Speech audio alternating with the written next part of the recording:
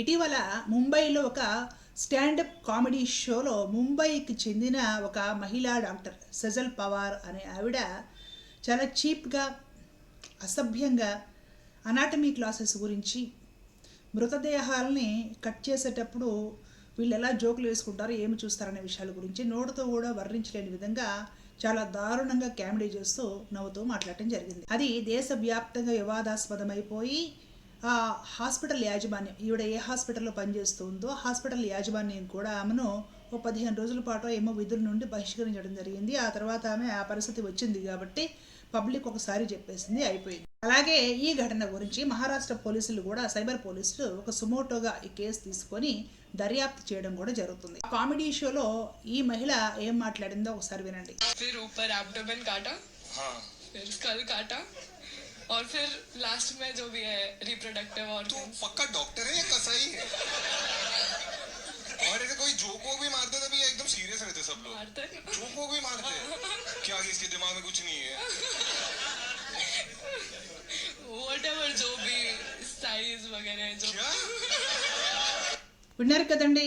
ఈవిడ ఒక డాక్టర్ అయ్యి ఉండి ఒక గౌరవవంతమైన వైద్య వృత్తి ఆ లైన్లో ఉండి ఈవిడ మాట్లాడుతున్న దారుణమైన మాటలు. అనాటమీ క్లాసెస్లో మృతదేహాలను కొన్నిటిని స్వచ్ఛందంగా ఈ వైద్య విద్యార్థుల కోసం వాళ్ళు చక్కగా చదువుకొని నేర్చుకొని ప్రాక్టికల్స్ చేయాలనే ఉద్దేశంతో స్వచ్ఛందంగా ఇవ్వడం జరుగుతుంది అనమాట. వైద్య విద్యార్థులకు డాక్టర్స్ నేర్పుతారు అనాటమీ క్లాసెస్.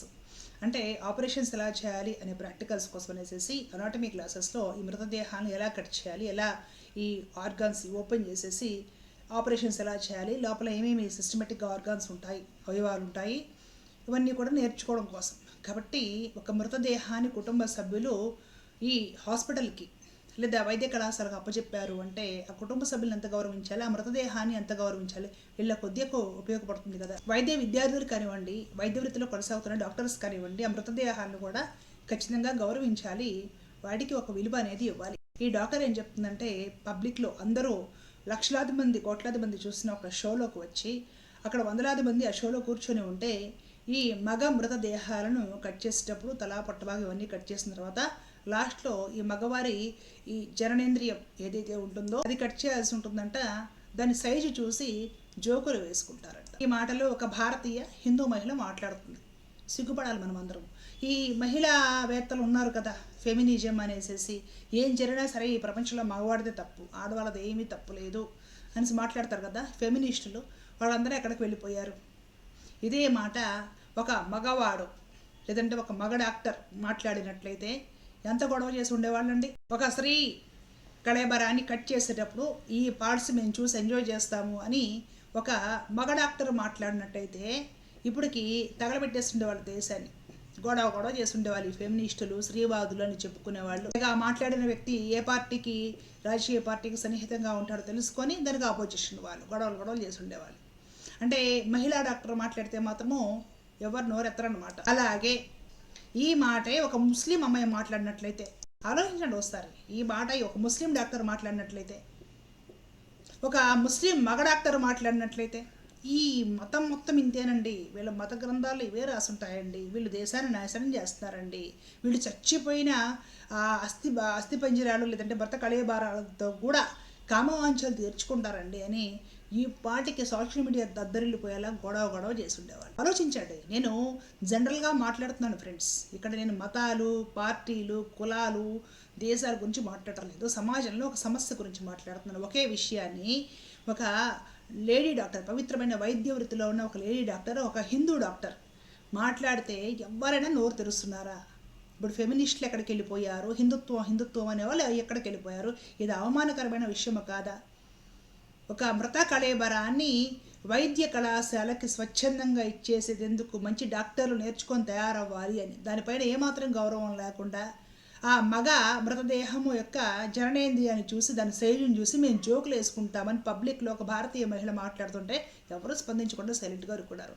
అదే ఇతరత్ర మతాల్లో వాళ్ళు కానీ మాట్లాడితే ఈ హిందుత్వవాదులందరూ గొడవ చేసి ఉండేవాళ్ళు. మగవాళ్ళు మాట్లాడినట్టయితే ఈ ఫెమినిస్టులు మొత్తం గొడవ చేసి ఉండేవాళ్ళు.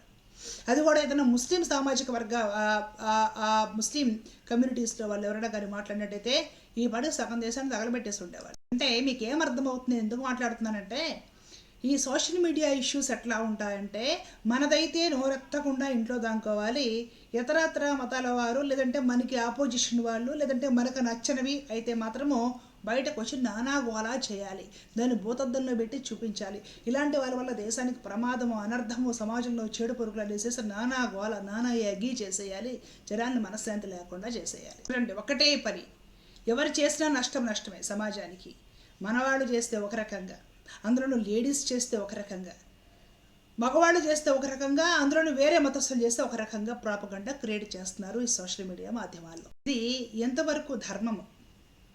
అంటే సమాజానికి ఏం సందేశం ఇస్తున్నాం దీనివల్ల? మనము మాదైతే మూసి పెట్టుకుంటాము, ఇతరత్ర ఎదుటి వాళ్ళదైతే చిన్న బొక్క కనిపించినా కూడా గోల చేస్తాము. సోషల్ మీడియా పుణ్యమా అని ఎవరిని మేము ప్రశాంతంగా ఉండనివ్వము, ప్రశాంతంగా తిని ప్రశాంతంగా నిద్రపోనివ్వము. సగానికి పైగా సోషల్ మీడియాలో గొడవలు ఇలాగే జరుగుతాయండి. ఇవన్నీ చూసి కలవరపడిపోతారు. సహజంగా ఈ రెగ్యులర్గా ఈ యూట్యూబ్లు ఇవి చూసేవాళ్ళు ఏదో అనర్థం కలిగింది కాబోలు, ఏదో ఇబ్బందులు వస్తున్నాయి కాబట్టి కలవరపడతారు. కానీ ఇవన్నీ కూడా ఒక ప్రాపగండా క్రియేట్ చేయడానికే చాలా వరకు సోషల్ మీడియాలో వస్తాయి. మన వాళ్ళు అయితే ఒక రకంగా, మనకు నచ్చిన వాళ్ళు అయితే ఒక రకంగా, మన పార్టీ అయితే ఒక రకంగా, మన లేడీస్ అయితే ఒక రకంగా, మనకి అగైనెస్ట్గా ఆపోజిట్గా ఉండే వాళ్ళు అయితే ఒక రకంగా దుమ్ము దులపాలి. ఇదే జరుగుతుంది సోషల్ మీడియాలో. అర్థమవుతుంది కదా. దీన్ని ధర్మపరిరక్షణ అంటారా, లేకపోతే జాతీయవాదం అంటారా, లేదంటే భారతదేశానికి లేదంటే సమాజానికి మంచి చేకూర్చే పనుల? ఇవన్నీ ఆలోచించండి. ఒక సోషల్ మీడియా ఇన్ఫ్లుయెన్సర్స్ని కానివ్వండి, మంచి ఛానల్స్ని కానివ్వండి, చూసి ఎన్నుకోండి.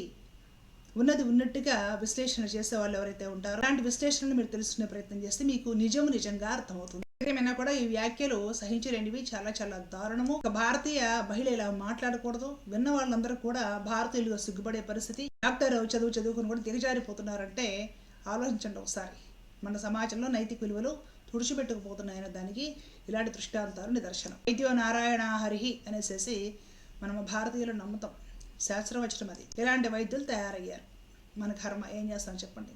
ఏమైనా సరే నైతిక విలువలు లేని సమాజంలో ప్రశాంతంగా ఉండలేమండి. నైతిక విలువలు దిశగా ఈ సమాజాన్ని మనం నడిపించడానికి అందరూ బాధ్యత తీసుకోవాలి. అందరూ సత్ప్రవర్తన, మంచి క్రమశిక్షణ, ఉన్నతమైన లక్ష్యాలు కలిగి ఉండాలి.